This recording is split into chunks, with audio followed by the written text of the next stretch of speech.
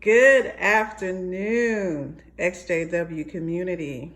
This is the Oracle coming in for another edition of my vlog. I'm fired up. That's how I'm gonna start. I'm fired up. So that whole Toni Morris thing has got me really fired up.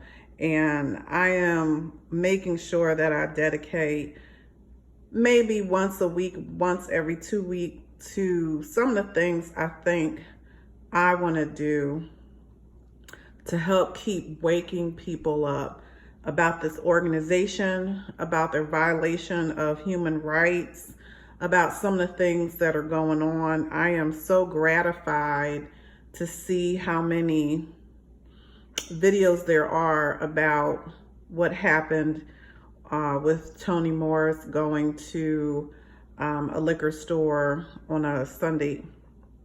And I do want to talk about it, but I also want for us not to get too belabored with it, that we lose sight of the bigger fight, because it's bigger than the Toni Morris liquor run. I mean, that should be a catalyst for people to realize that the governing body actually follows a different set of rules, and it should make you look at what's going on in your own congregation or what is affecting you even after you've left the organization. I do want to, a lot of people saw my previous video and reached out to me and wrote me emails. I've spoken to some people on the phone. There's some people I need to get back to, but I'm just so gratified that the hardest part for me is, number one, I have to be careful about my identity online for many reasons, but literally because I have a high profile position that I can't compromise. But the other part of it is that I'm so busy that even me doing this video, I'm actually doing this instead of eating lunch. I'll just push my lunch back a little bit. Again, the good part about what I do and being an executive is that there are times that I can actually work from home. But when I do work from home, I'm still really busy. And I have a, family life. I'm actually going away this weekend. So it's just a lot of things that, go on where I want to do and talk to people and email them and give them encouragement. And, maybe I'll start interviewing people. I'm not sure, but I don't know how much time I can dedicate to it. But I'm very committed to sharing information as I receive it, or bringing out different aspects of this organization that I don't see covered by other people. And that was something that I talked about when I first started doing videos. I don't want to repeat what other people are doing. I don't want to follow the same format that other people are doing. So, because there is someone who can do it a certain way. So I'm not one that's going to do a lot of clips. I'm one that's going to come from a philosophical, humanistic, sometimes legal perspective on different things that I just want people to think about, and I want them to wake up to it. So that's sort of just my intro. Hey y'all, happy Friday. I hope you're out having a good time. Don't let what's going on in this organization or things that you find out stop you from having a good life and being happy. And that's my Friday message to everyone. So today I'm actually going to talk about something a little bit more educational and informational. This is my sort of legal hat. So I think everyone knows I went to graduate school and I have several degrees. I also have some graduate certifications specifically for some of the things that I talk about. And I always want to qualify myself when I'm talking about things that I think are specializations. So today I'm actually going to talk about something from a legal point of view. And I haven't done a whole bunch of research. I just know what I know from being trained in law and from just doing a very top level conversation with someone. And it was more than one. People actually came up multiple times to the point where I was like, I actually haven't seen this addressed. I'm not saying that it hasn't been addressed in a YouTube video, but the catalyst was I wondered if other people are realizing that there is something going on in the Jehovah Witness culture today, and I think that people are having their rights violated. So my topic today is a simple question in my assessment, and that is that Jehovah Witnesses are having their rights violated, and they're having their rights violated because they are not respecting due process. So why am I able to talk about this? So I have a graduate certification in law. I have wanted to go to law school at one point, but some things were going on in my life and I wasn't able to devote the time that I wanted to. So I actually, or the money, because I didn't want to spend any more money going to school. So I actually found a criminal justice graduate program that certified me to do law in government agencies around the country. So I actually went to school for 2 years. I got a graduate certificate in legal studies / criminal justice, and this is in the United States. So that is how I know about law in the United States. Now, my hubby is he's an educator, and his specialization is U.S. government. So he and I actually had a conversation yesterday about this, because I was like, I have been communicating with several Jehovah Witnesses and several ex-Jehovah Witnesses about this issue, and I think that their rights are being violated. So what am I talking about here? I haven't decided how I'm going to title this, but I think that Jehovah Witnesses are having their rights violated because the organization is not following due process. Now, I'm aware that there are times where due process is being followed, but I have concerns that it's not followed unilaterally. It's not followed across the board. Got a little tongue twisted there. So that's a problem, because those are lawsuits. So how did this even come about? How did I even start asking this question? So it's real funny. Sometimes on my downtime when I'm traveling, or I'm going to work or something, or I'm at lunch, I will listen to a YouTube video. I think a lot of people do. The EXJWs are one of my favorite themes. So even if it's one that I've never seen before, and I can't even tell you who this person was, but it was recommended to me, and I was watching the video, and this person talked about being disfellowshipped. And they talked about being disfellowshipped and hearing about it from a distant family member. And I was curious about it, so I actually commented in the person's comment section on the YouTube video, and I said, let me get this straight. You were disfellowshipped, and they didn't notify you that you were being disfellowshipped, and they didn't give you any, any answer to whatever they were going to do in terms of appeal process, etc. And he was like, he actually responded to me, and he said, no one told me anything. No one communicated with me. No one reached out to me.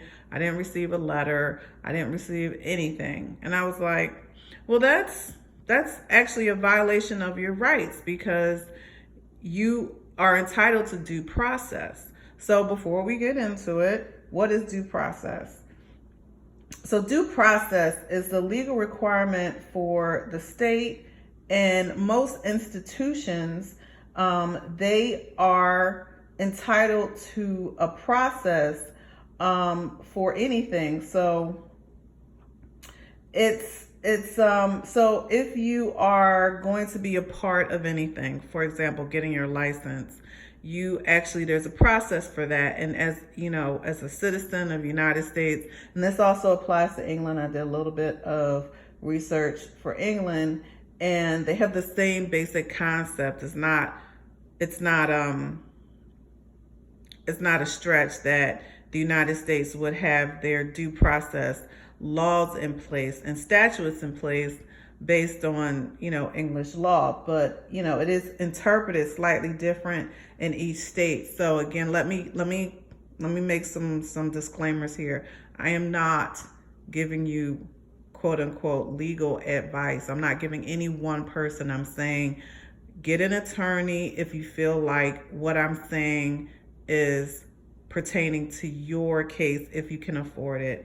I literally want to make a call to any ex-Jehovah Witness that is an attorney to actually take up some of the cases that I have seen or people have written me directly and told me about. And I'm like, there's a bigger problem going on here, because I talked about when I was disfellowshipped, and I was disfellowshipped because I did not want to go to the Kingdom Hall. I didn't want to be a member. So what happened is that my rights were not violated because they followed due process to the letter. They called me. They then sent me a certified letter. In that letter, it stated my appeals process if I had a problem with their decision. So what is the process to become a member of the Jehovah Witnesses?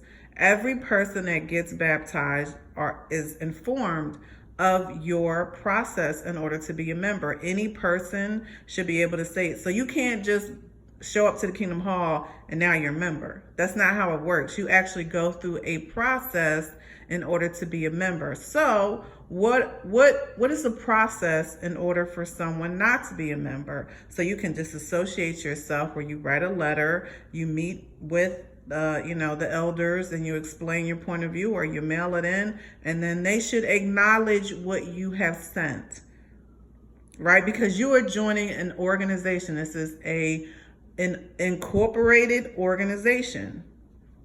It's a religion, but it's also an organization. So again, I'm talking really fast because I would love to do a part 2 on this, because I know I'm sort of like really talking high level about some of the legal sides of what due process is. But again, Google is your friend. Go to a law library. It's not hard to look up a due process, but it's really about the laws and legal proceedings for anyone to be a part of something. And it is an entitlement of all citizens and even non-citizens. So if something happens to you positively or negatively and you're joining a group, you have to be processed. Your human rights cannot be violated. So let's continue down being a Jehovah Witness and not being a Jehovah Witness. So say somebody decides to disfellowship you for something that is false. They can't just go up in front of the audience and disfellowship you without processing you out. They processed you in, they have to process you out. And that was my biggest concern. And the reason why I wanted to bring this up is because I've had over 10 people send me emails or watch videos where people have been disfellowshipped and they weren't even told anything. Someone told them, I went to the Kingdom Hall on last Wednesday and you were announced as being disfellowshipped. And I'm like, wait a minute. So they kicked you out of the organization, they excommunicated you, and they did not tell you directly. A letter wasn't written. You weren't given any recourse if you disagree with that decision to appeal. So this, I don't think it's happening uniformly, because again, I've seen videos where people have talked about secretly taping their judicial meeting or showing the letter that they were given where they were told that they were disfellowshipped. But Like I said, the reason why I got a letter is because I refused to meet with them again. So they can tell you in person, or they can send something in writing, but it is a violation of your human rights to be excommunicated from a religious organization if you have not been processed out. And because of the ramifications that happen when you get kicked out, meaning loss of your friends, loss of your family. And what I mean by loss of family is that your entire life changes when you are processed out of this religion. So you are entitled to be duly processed out. You are entitled to be, you have to be alerted. You have to give, they have to give you a chance to try to appeal that. There is a certain letter of the law that they have to follow, and they know that they have a whole legal department. But I think what happens is that they take advantage of people that are not educated, that don't know their legal rights, that don't want to rock the boat. So even if they know that their rights have been violated, they don't want to do anything about it, because being disfellowshipped for most people is a very traumatic thing. But if you're going to do it, you actually have to be processed out. And so I think I talked to like 3 or 4 people where I said, if I was representing you, and I do have the capability to represent someone, but I would tell anybody, get a lawyer that has passed the bar. I don't specifically work in law at this time. I'm just studied enough so that I can help people, help myself and things like that. But my point is that if I was representing someone, the first thing that I would do is I would contact the organization and I would say, please send me a copy of your process for people being members and your process for people being excommunicated from your organization. And they would be legally required to document how that is done. So again, you cannot just arbitrarily, because like I said, what if what they're saying is not accurate? You have a right to represent yourself. You also have the right to have somebody there to represent you. And that's another video, because I'm like, Toni Morris, you got me fired up, honey. I'm coming after you, and I'm coming after the governing body, and I'm coming after this organization, because again, they just really need to do better. I'm not here to tell people what to think and what to believe and what not to be a part of. I think people will always be a part of this organization, just like there'll be people that will always be a part of any religious organization. But I do think that they need to change the way they do things. And another issue that I have, and I actually have to go have a meeting in about 5 minutes, but another issue that I really have a problem with is a lot of times people go into these meetings and they don't have any representation. So you have like 3 or 4 people that are elders, and you go in there like a sacrificial lamb. You go in there by yourself. There's nobody there for you. And especially when it comes to sexual abuse cases and physical violence and things like that, I think that any member that is going to meet with a judicial committee for any reason, but especially the things that I just mentioned, you should have representation there. Jehovah Witnesses should be able to give you a neutral party. And again, if I had to do it again, I probably wouldn't do anything differently, because I just was like, I'm out, and you're going to have to reach out to me. You're going to have to tell me. But if I would have been disfellowshipped without them processing me out, I probably would have sued them, even then when I was very young, because again, every person is entitled to rights. If you had to jump through hoops and go through so much to actually be considered a true member of the organization, then you actually have to process all people out. And again, on this Friday, I want people to start thinking about that. And again, the only reason The only reason that this organization gets away with exploiting its members, with not having to answer to its members, with doing the things that they do, is because people in the organization, the rank and file people, allow it to happen.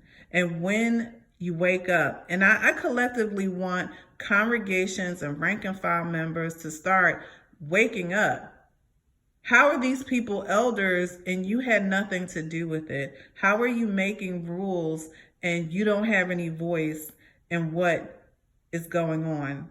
You know what I'm saying? If you question even elders, you can be disfellowship. You can't question a governing body. It's a dictatorship. It's a dictatorship, but if they're going to kick you out, they're going to have to process you out, and they're going to have to give you a way for you to appeal the decision, to have, arbitration. They have to do those things. So again, I just wanted people to start the conversation, and I will be back to continue it at another time. Have a great rest of your day. Have a great weekend. Go out, get some sunshine, and be blessed.